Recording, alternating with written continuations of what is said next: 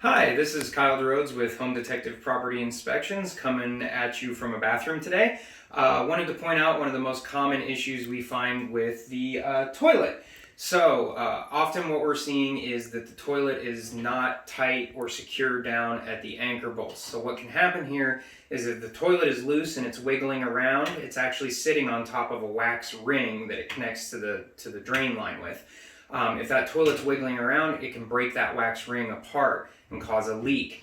If that leak is not addressed quickly, you may encounter rotted substrate or rotted subflooring, and that's when things get to be extremely costly to repair.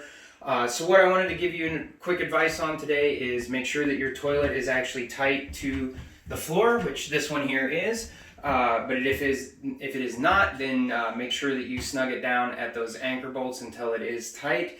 If you're not confident doing that yourself, we definitely encourage you seeking out the help from a qualified plumber.